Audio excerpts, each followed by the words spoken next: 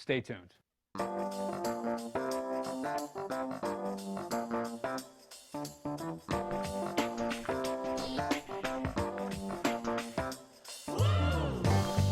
Edgy and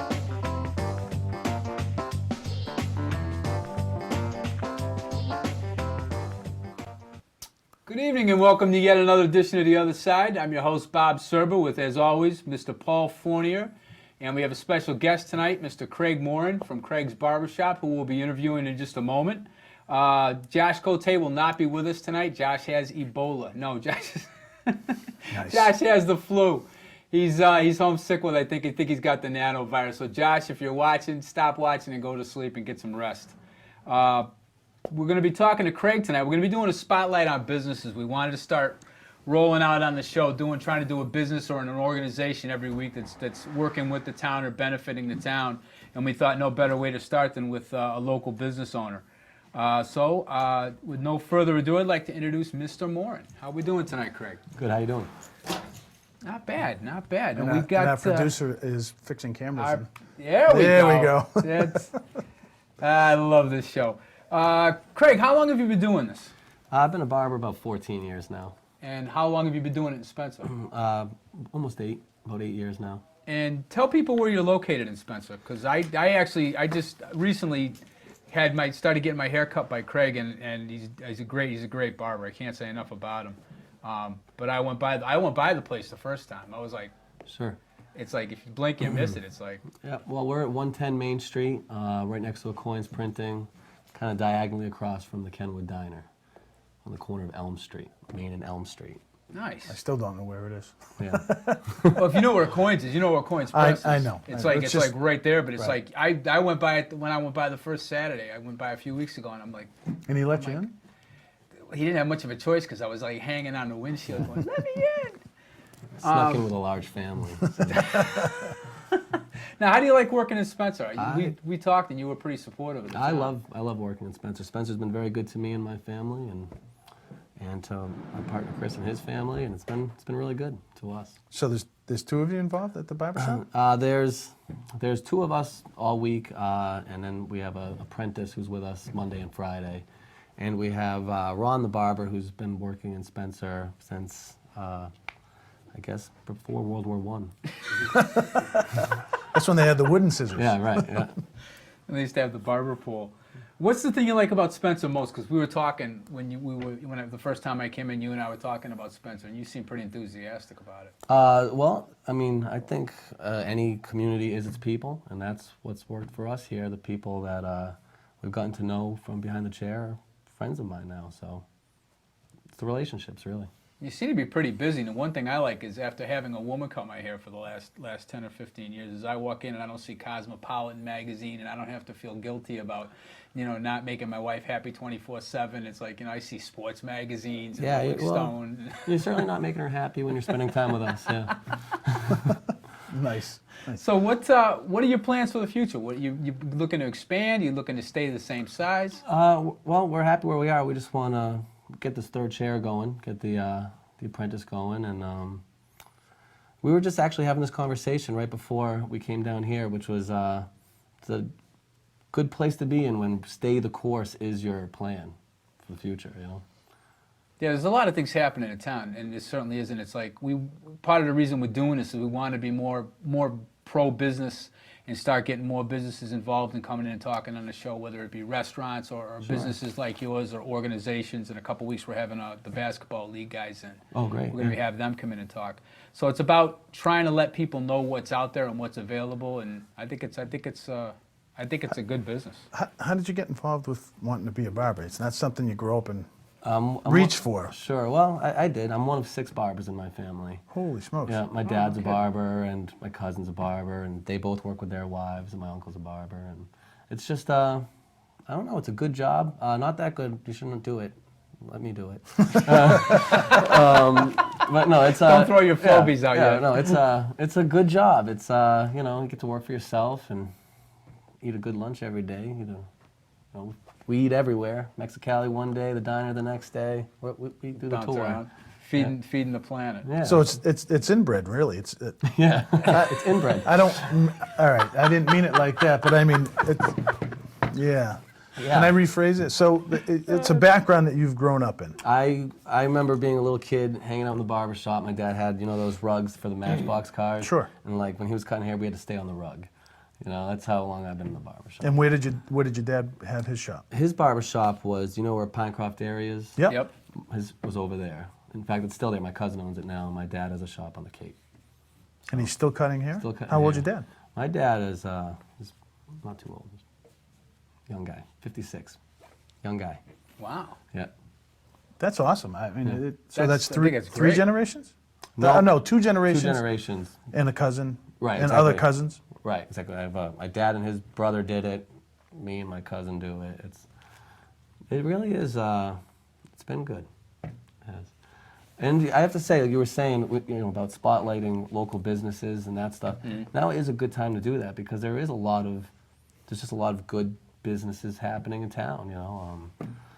Like, I think we're lucky to have good restaurants right now. The Black and White is like a whole new place. Sure. It's so good up there. You have the Mexicali, which I've now said twice, but I've eaten there twice this week, so I can do that. And You can tell. Listen, I mentioned you on the show. yeah, I did. Exactly. That's got to be worth an appetizer. But really, there's so much. There's people are investing in the business. I mean, even we just painted the shop, and we're always doing things. And I feel that when I do those kind of things in Spencer, those things are rewarded. Like our numbers tend to grow, and people notice our efforts. So it's been good. It really has. Is there anything that you'd like to see changed in the town? Is there anything that... Oh, I'd like to see $50 haircuts in town. It's not gonna fly. But a lot of these changes are being made. Like when people talk about like the roads, going down Main Street and it's like Sure. driving down a washboard. Well, they've been doing the natural gas in town, and they have a redesign for downtown and. Those kind of things tend to scare businesses, But I don't know if I'm not politically endorsing anything, anything coming up. I'm just saying that the town seems to be making efforts, and the businesses in town are making efforts, and I'm happy where I am and continuing to grow. So it's been good. Well, that's part of that whole thing with the CGBG that we talked about before. CGBG. Yeah, whatever. I almost said CBGB, which is a nightclub in It's all Boston. gone, yeah. But they're doing a lot of rehabs. They're targeting houses. They're targeting dilapidated properties. And what can we do to renovate these? And they're going around doing like 50 buildings, I guess, 50 or 60 buildings. Now they got a database. So the town's kind of moving very proactively towards making the whole downtown area more attractive. The Sugden block's up for sale. Yeah.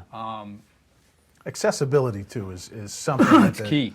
that they're working. It's not easy to get in and out of there, so, I mean, Sure. especially where you're located, there's really no parking other than across the street. There's the municipal parking Right. lot across the street. There is parking directly in front of us. And so like when they do things like the natural gas, we lose our parking. But Chris and I, when they were literally right in front of us doing it there, we're pleased to see that people were finding ways to get to us, parking in the municipal lot down the street or across the street and helping support us during that. And It says a lot about the business. it says a lot about the people that come in too, I hope. So, we know holidays are coming up. Do you offer any specials as far as the holiday season is concerned, or new customers, or that type of thing? I bought the barbershop from a guy from Jack Sykes. It was Jack's barbershop for a long time. And when I was first trying to get the barbershop going, I said, Jack, should I do something like a senior discount or something? And he says, Craig, if you take a $12 haircut and you offer it to somebody for less than that, it's worth less to them. That's what he instilled in me. So we are not offering any specials. All right. Well, Well, we've answered that question. what's next on the list? I was thinking maybe a shot night. You do like tequila shooters and nobody. Well, I didn't know what the hell cigar it looks night, or for the guys, or I will say a barbershop is it's a Man's gathering place. man's gathering place. So it is. It gets a little off color from time to time. Not all of the magazines are displayable in the front. It's really it's a barbershop. It's a barbershop, but they haven't changed in 1,000 years, and they're not going to change if done right. Yeah, it's a good. I gotta say it. I love the atmosphere in there. It's like, especially after going to women for so many years, it's like, I feel like I got my testosterone back. It's hard to talk about women with them right there, and that is what we're talking about. Yeah, Yeah. it is. It's And a wives, great the top- shop. yeah. I like going in there, and I look forward to going back. It's So does that mean I can't bring Leah Sophia jewelry books there? No, that's not gonna fly. Craig will be throwing you out, and Chris will be right behind him. Oh, make no bones about it. I have 3 daughters. The barbershop, it gets overrun sometimes, and like anybody with a lot of women in their house, I know what side my bread's buttered on. Yes, dear. Yes, Yes, dear. dear. Yes, ma'am. Yes, dear. Absolutely, honey. Yeah, I know how that goes. Was there anything to wrap up, Craig? Is there anything you'd like to add that people don't know about you, or don't know about the business, or why should they come in? Well, we're there. We're there 6 days a week. We're there 9 to 6 Monday through Friday, and 8 to 1 on Saturday. So we're there a lot, and like I said, there's always at least 2 of us. So just that the wait time isn't as long as it looks when you drive by. You drive by, a lot of them are just waiting for somebody. So Excellent. All right. Well, we appreciate you coming in. Thanks I for appreciate coming you in. Give having the me. address again. it's 110 Main Street, Craig's Barbershop, Spencer, Massachusetts. Right next to O'Coin's printing, O'Coin's Press, I think it's called. Yeah. Yeah, it's right next to the O'Coin's printer. So stop in and see Craig and Chris, and definitely give them your business. I think these guys are worth the aggravation. All right. Nice. Thank you. Thanks. Makes you feel comfortable, like you want to right. come back, huh? That's about right. Craig, Awesome. you want to go out that way? That's Sure. fine. Thank you, guys. Awesome. All right. Thanks, thank Greg. you, man. Thanks, Chris. Good for luck, coming in. guys. That Oh, is man. hysterical. I swear. Well, we had the school committee meeting Tuesday night. That was interesting. Yep. I went to that, and there was, it was usual strum and drang, and in citizen input, I got up and I spoke because I've been so frustrated by the fact that we got yet another phone call from a parent with a problem with an IEP, not just an IEP. Well, you can explain it better. Listen, it's 'cause not. came to It you. wasn't even an IEP. It's just a matter of even getting tested.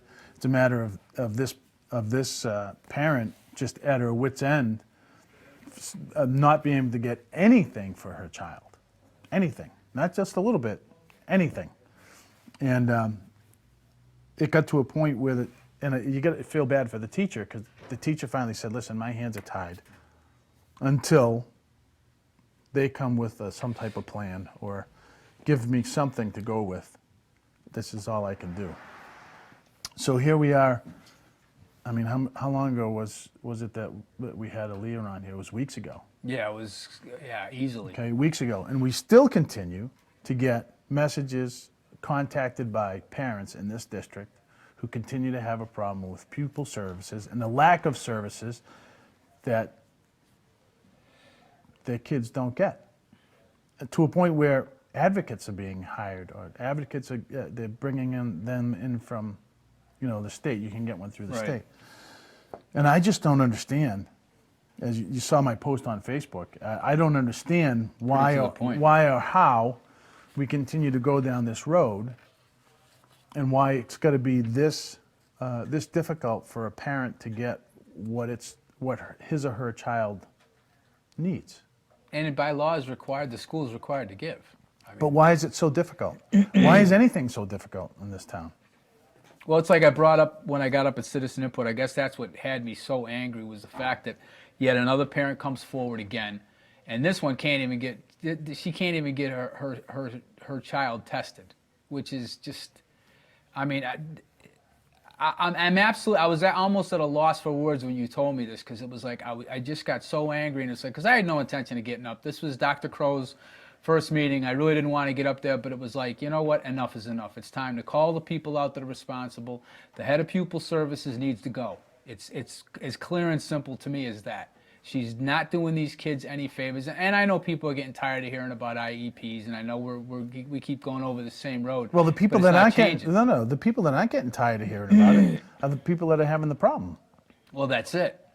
And you're being contacted. I'm being contacted. It's like, and like I said at the meeting, it's because I think parents are afraid of retribution towards a child, and that's sad. That we know there's also cases of teachers who have been told not to be advocating for these kids.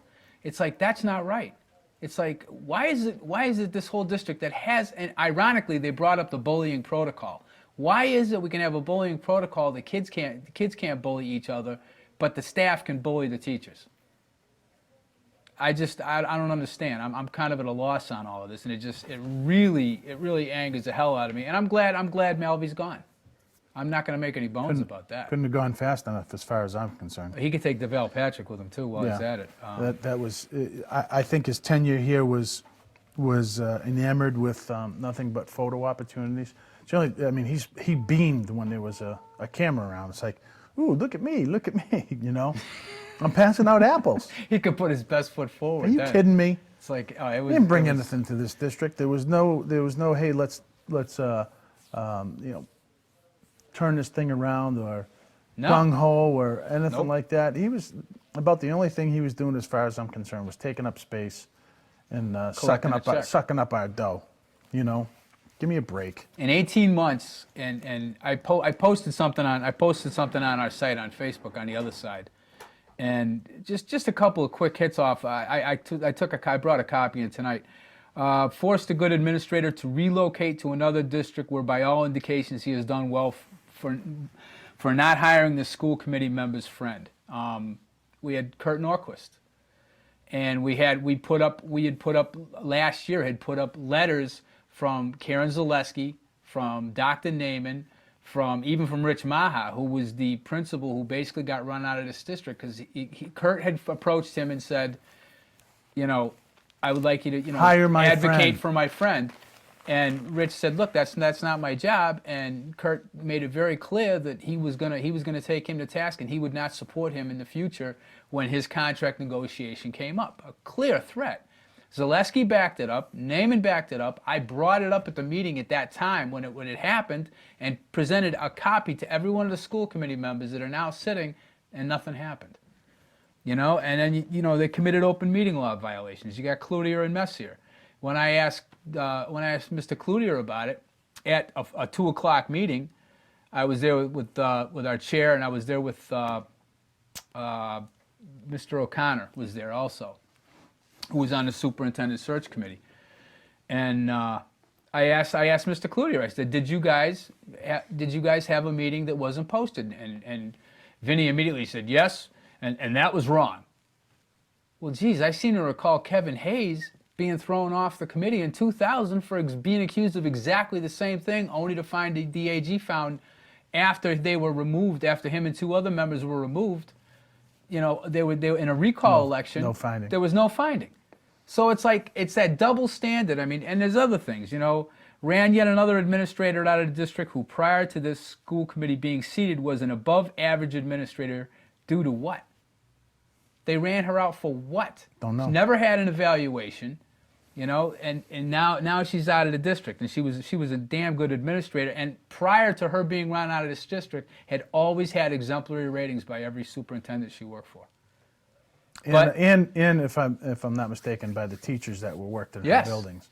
Yes, Lake Street teachers absolutely loved Mrs. Zablocki. There was no question. They clearly actually took the time to stand up for her at a meeting, if you recall. Correct. After she was run out, They stood up for her.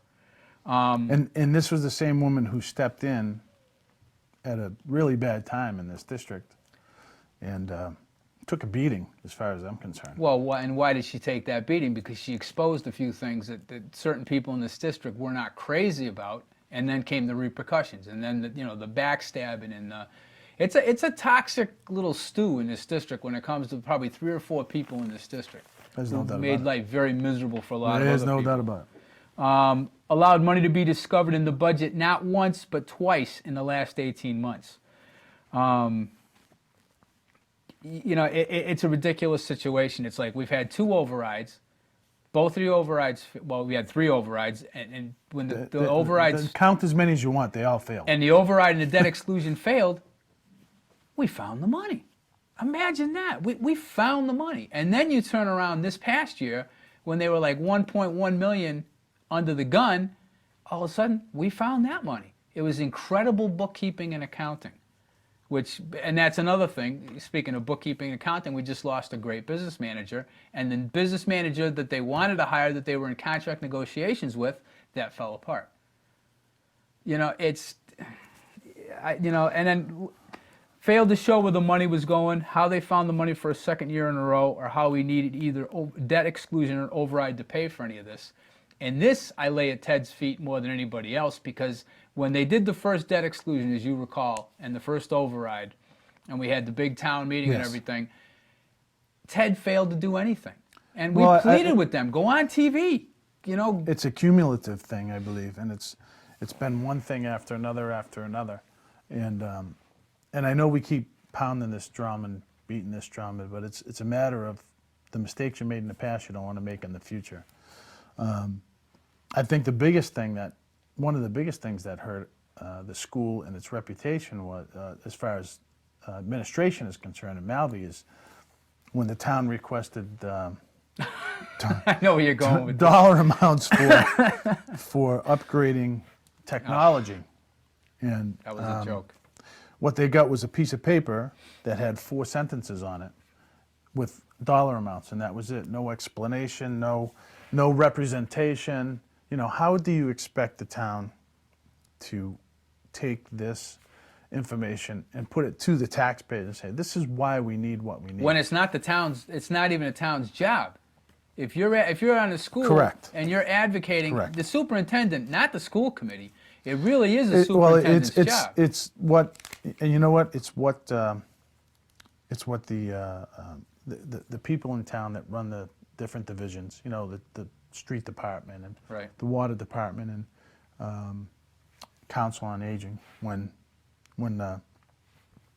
Gaudette brought his budget forward, he had each one of them come in and say, this is why we need the money. This is what's happened. I mean, then they broke it down to, The you know, minutia minutia was unbelievable. it was pieces of sand, okay? It was very thorough. And the override still didn't pass. And that's a shame, because all that money was for the town. It wasn't for the schools, it was for the town. You know, it was for the town to operate on a sensible budget. I mean, we're at $13 and something cents per thousand. We're one of the lowest, have one of the lowest tax rates around. And we're going to continue. And you know, it shows, folks. It shows. It really does. It's starting to. Listen, It really is. this goes. I feel like we're going down I feel like Groundhog Day, but this goes back years and years and years, and now it's starting to catch up. Yeah, it is. School and town, and it's sad. And then you get people working in the State House. Get the governor on his way out, and he decides it's a good idea to cut $40 million off the budget. Do you, Oh, can you believe it? Kyle, do you have those numbers? Were you able to get those numbers? This is Deval's proposed number cuts. I don't know if you can see them, but it's crazy stuff. There goes our transportation costs. There we go. 8.7 Chapter 70 funding, regional school district transportation, sped money. It's all going, and it's all every single town, city and town in the state is going to feel. There's no question. It says it right in it. I mean, look at the Every look at the city, numbers town, right there. Folks and are looking school at it at home. district. It's read right there. It's in it. That's it. What a clown! After he moves his 80 managers into permanent positions so that they can have jobs for a lifetime. Gotta love it. You gotta love Yet it. he cuts $40 million from the budget, and everything, literally almost everything, has something to do with education or transportation for education and sped, and it's unbelievable. But that being said, DeLeo I saw that. came right back out and said, that's not going to happen. So I don't know how much of it's really, it just boggles my mind how a guy can do that. And there's $1.2 billion in a rainy day fund. And yet we got towns and cities struggling. It's and raining. Yes. It's raining. It is raining. When you're talking about pouring. those kind of, and the irony of this is the fact that Steve Brewer just came back and said, "Look, I got this for you." He's the head of the Ways and Means Committee. He's on his way out the door. He's retiring, and he gets us extra transportation money. Gets us Swan song. finally gets us that Swan song. 90%. And here Deval Patrick is taking it away. So, oh, wait a minute, wasn't there just a midterm election recently? Okay, now it all makes sense. And that's what I mean. That's, I guess, the thing that I guess disturbs me more than anything is this constant back and forth of, well, here you can have this piece of the pie, and then the election's over. Oh, sorry. We were just We need kidding. that Oh, yeah, back. by the way, folks, you can bite me now because we're gonna move on and cut. We're gonna slash and burn now. We need It's that. like- We need that back. But can you imagine? You think about what Adam's gone through, but can you imagine this, every town manager or select board pulling their throughout hair the out. whole state? Can you imagine the people out in Pittsfield who probably never see the guy? pulling their hair out right Are like, now. are you kidding me? I can't even imagine. Why do we have to cut our stuff? Why are we getting this? And it's a percentage, okay? It may be 3%, but we're already 5 months through the fiscal year, so It compounds. it's compounded. So it's really I forget what the number said, like a 10 or a 12% cut. It's phenomenal numbers. It's deeper than the you guy's think. an idiot. He just needs to go. Oh, and it's it's not a Democrat or Republican thing. It's just common sense. It's like, That's why we need Because- the common sense. and I'm amazed because with the Democrats, it's always about that side of it's always, well, it's about the kids. It's about the education. Yet you don't have It's not any about the- problem It slashing isn't. those tires. It isn't. You know? It isn't. And what's funny is not one person has commented on what I put on our Facebook page because I No. posted those two numbers. No. You know, you hear all the Democrats chirping. Look at what the Republicans look. But yet you put something like that up there and not a peep out of them. It's crickets. Okay? You gotta love it. It's not about people. It's not about Republicans and Democrats. And there was a pretty good picture that I found, and you've probably seen it before. But a bird has a left wing and a right wing. It's not about wings. They work together so the bird can fly. Yeah, it's a good point. Right? Left It wing, just right doesn't- wing. It's not left and right. It's common sense. Common sense.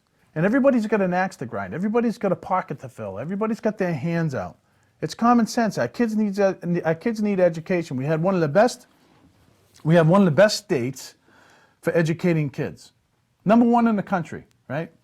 As a matter of fact, just before I left the house, there was a report that came out that Boston was the smartest city in the country. The smartest city in the country. And yet they keep voting for developers. I know. 45% of the people that live in that area have some type of a degree, which is pretty phenomenal. yeah. We have 80 colleges. Okay, we had one of the best education systems in the country. Yet, we got to follow Common Core. We got to implement Common Core, or we're going to lose Race to the Top money. Well, Common Core it's not proven that it even works. Which is Untested. which is a conversation we're going to have. On But the next but show the with point you and is, Josh. we No continue to question. try and fix something that's not broken. But yet he decides that he's going to take money away from education. He's going to cut Chapter 70 money. I He's just going to doesn't- cut it doesn't make regional any sense. transportation money. It doesn't He's going to make do any this and he's going to do that. To the tune of $40 million, folks. It drives me nuts. It absolutely. How's that, drives Blue me Bloods? nuts. $40 million bucks. One thing I did want to mention, we just found this out. I got this paperwork today. I had made a comment on Spencer Open Forum, one of Lily Lund's Yes. 3 sites. Yep. And I mentioned that teachers don't have it. In fact, I wrote it as part of this article that I wrote about teachers not having an evaluation. Well, it turns out I was wrong, and I did tell this teacher I would mention it on the show. There is a teacher's evaluation in place. In fact, it came in just a few months ago on May 30th. This was signed by Mark James and Ted Malvey. There is a teacher's evaluation finally in place. I'd like to thank Mark James, but I don't have it in me because it took so long to get this thing done. It's ridiculous. And now, from what I understand, they're scrambling to get caught up. And again, we're still continuing, just a couple of the highlights. 3 additional professional development half days will be scheduled. Folks, by the time these guys get the kids off, back on the buses for their half day, have something to eat and sit down, they get maybe 2.5 hours of professional development. I think our teachers deserve better than that. Well, not only do the teachers deserve better than that, but think about the teachers that have to scramble, Oh, their own absolutely. kids, right? Now you have all the parents to say, oh, another half day. Another half day. All right, now I got to scramble for a babysitter. Now I got to do this. If just plan a full day, one full day, How about giving 2 full days? or 2 full days. It's easier to plan that way than 3 half Yeah. days. You know, it's a mad dash. I never get it. I'm always befuddled. But I wanted to put that out there because I promised her that I would say something. That's a good thing because I know. Yeah, I think it's great. It's about time. You know, you say what you want about this. The state is the one that came in with the new teacher evaluation. I forget how 4 years ago. I think it was now. 2010. Right? 4 years ago. And the state was so kind to come up with this fantastic teacher evaluation. Yet they stopped short and said, oh, by the way, you need to negotiate it into your contracts. Are you kidding? Well, to be fair, from what I understand, most of the districts didn't have an issue. It was our teachers union that had a problem and beat this thing up for so long until it became something that it was you can no longer put this off. This had to get done. Well, the whole point is, if the state is going to go so far as to rewrite the standards for teacher assessments, why stop and say, oh, by the way, you got to negotiate it into your contract? I didn't understand that. That's my whole point. I didn't whole point understand is, that at all. This is what it's. If you're gonna get involved, like Common Core, if you're gonna get involved, get involved 100%. Don't just put your neck out there, you know, a little bit, and be afraid it's gonna get chopped off because you're gonna make a decision. You're either in or you're out. No, I get it. You know? You don't have to sell me. It's like the teachers union in this district frustrates me more than anything else, without a doubt. Without a doubt. I just read one of the local school districts, I think it was Quabog, Quabbin rather, just found out that their health care went up by 15%. Now, by no means are they exclusive to a health care increase. I'm pretty sure there's health care increases going on right across the board, but we're going to stand by that 25% because, damn it, it's owed us. It's like, there's nothing that's owed you. The town hall employees are working 3 days a week. You know, they're paying 40% for their health care. They're working 3 days a week. It's like, how fair is that? But that's okay because it's the town employees. Nobody cares because they don't have the teachers union negotiating their salary. And I'm sorry, this sounds like an axe to grind. It is, because I'm sick and tired of the teachers union doing the kind of same crap they pull all the time. It's like stall. Right now they're in negotiating. They're in mediation. You know, it's like, and that's going to come before somebody. We got 2 lawsuits pending, one against Mr. Cloutier, one by a former staff member. It's like, let's hope, and let's hope that this whole district is starting to move forward. And you mentioned something to me today about our new superintendent that I thought was pretty good, regardless of Yes. where it goes. I thought was, and I just wanted to give her the due credit for that. If you could tell that. Well, story. there was. I coach in the Spencer Basketball League, and we've been struggling for court time. And you know, we're trying to the guys that took over the Spencer Basketball League are trying to fine tune it, groom it more of a competitive skills learning and turn it into something competitive where we can have maybe 2 options for kids, maybe a travel team, you know, or maybe kids that don't want to travel can stay in the town-to-town league. So eventually, what we'd like to see is, you know, maybe North Brookfield and some of those, Auburn, Oxford, some of those towns whose kids don't want to go into travel. Maybe they're not good enough to make the travel teams to play in the town. Because the travel team is the more elite team. Right. You're talking about AAU. You're talking about, you know, really elite kids who just eat, sleep, and drink basketball or any other sport. And it's a great feeder system for our schools. Correct. And for other schools because it develops better athletes. Correct. You're more competitive. It's like, we're both former jocks, so it's like sports were huge. Correct. In both our Yep. lives, and you know how much that Right. that helps with. It's a proven fact. It helps with Sure. grades. So we've been struggling for court time. Like tonight, I got practice from 8 to 9. You know, it's kind of tough for 4th and 5th graders. You know, that's a long. You know, by the time you get home, you get wound down. It's 9:30 Right. quarter. So the president of the league went to the school committee Tuesday night, pled his case. Not so much pled his case, but just explained the whole situation. Well, lo and behold, he got a telephone call from the new superintendent yesterday and said, hey, listen, you know, why don't we come in and talk? When's a good time for you? And he said, well, whatever's good for you is good for me. She said, how about 8:30 tomorrow morning, meaning this morning?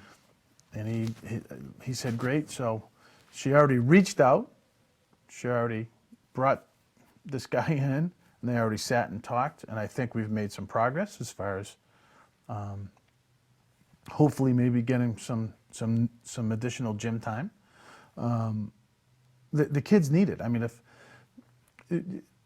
we need to, it's something that's going to hopefully, it's like baseball in this town. Baseball's big, soccer's big. You know, basketball's a great sport to play in the wintertime. A great sport. Did I say baseball? Basketball. Basketball is a great sport to play in the wintertime. But we're lacking that feeder system, the young kids. And we used to have merchants basketball, but Right. that was run I remember that.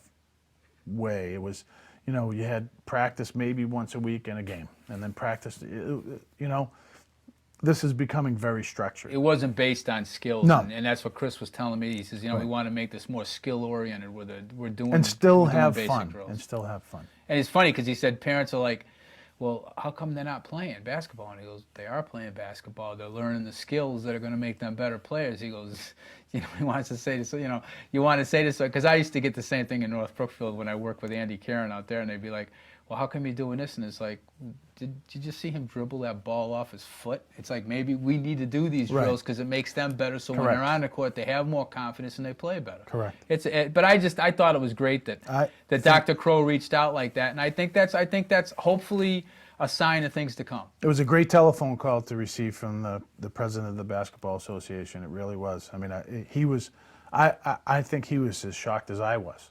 Yeah, well, because we've for so long we've had people that weren't proactive. This is somebody who's actually sitting there and listening to what's going on, and took it upon himself to reach out. And I think that's great. I hope Step in the right direction. I hope this is going to lead to bigger and better things, and people are going to start stepping up. And this is we've talked about this before. This should be the year of accountability. Whether you're a teacher, whether you're a parent, whether you or I running this show. I mean, we all need to be accountable for what we say and what we do. And, you know, we keep advocating for the kids and we keep pushing for the kids. And I know this is not falling on deaf ears because of the phone calls we're getting. And, you know, I'd like to think that everybody is going to be held accountable this year. The school committee, the teachers, the parents, and especially the parents, because it's That's like the big. That's parents want to that is complain. a and huge part. at the of end it. of the day, it's like, and you and I said this before with Josh, it's like they're always, well, you know, I got so much to do and I got this and I got that. It's like, look, you make the time. You make the time. This town can bring this thing back. It's not a problem, but it's not just about hiring a good superintendent. It's about getting actively involved. It's about attending meetings. You don't have to attend every meeting, you know, but at least make the attempt to try to get something going, to get this thing moving in the right direction. Because it's not just about the school committee or the superintendent or the teachers. It's also about the parents. You know, you tried to get a PTO going on at least 2 or 3 different occasions now, and it just keeps seeming to falter. And it's like, that's frustrating. I think we had probably 4 meetings, and you know, the first couple of meetings went good, but without any structure, it's tough to keep something like that together. You Yeah, know? it is. The individual schools do very well. They do. They really do. The parent groups. I mean, and you know, unfortunately, you get the same parents Doing the bulk of the work. Right. We met 2 women that have gone from Amy Echoberry Pero and it was Sandy Soda. Yeah, and they've great volunteers. and they've followed their kids from school to school to school to school, and you know, they're the ones that continue to push and push and push, which is, you know, it's kind of sad that that's how it's turned out. And I know not everybody has the time to do that. And I kind get of that. stuff. I And understand. and that's not the point, you know. An hour volunteering at something makes a huge difference. It really does. So Well, we got about 3 minutes left. We're going to be closing up a little early tonight because we both got some commitments to take care of this evening. Food pantries coming up again.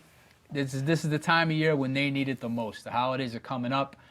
Please, if you can drop off any canned goods, if you can drop off any goods, if you can make any donations. I know Price Chopper does that, that grocery bag program. You could buy a grocery bag for X amount of dollars. If you could do that, anything you could do to help our neighbors would be greatly appreciated. Spencer Fire Department is still looking for volunteers. Last time I checked, they're always looking for volunteers. There's never a time these guys are not looking for help. So if you're interested, you can call Bob Parsons down at the fire department. Please check out our Facebook page, The Other Side. We got, what did we get, 10? It was 10,000 hits Over one 10,000 week or hits. something. I It don't was know. ridiculous. And thank you for the support. Yep. There's a lot of people that check that out. Also, like the Spencer Toys for Tots page on Facebook. You can contact Donna Flannery or Lisa DeVries at ERA Key Realty. They're always looking for volunteers. They're always looking for donations. This year probably more than others because there's a lot of people out there that are hurting. And that's pretty much it for public service announcements. You got anything else? Mr. Just a Fornia? couple. First of all, we'd like to offer our deepest condolences to the Healy family and Stephen's friends and family and stuff for his untimely death here. That was a tragedy. Yeah, a little over a week ago. And then secondly, I'm not sure if some of you know about this or not, but in Sturbridge, Kyle, can you put that, the Angel of Hope?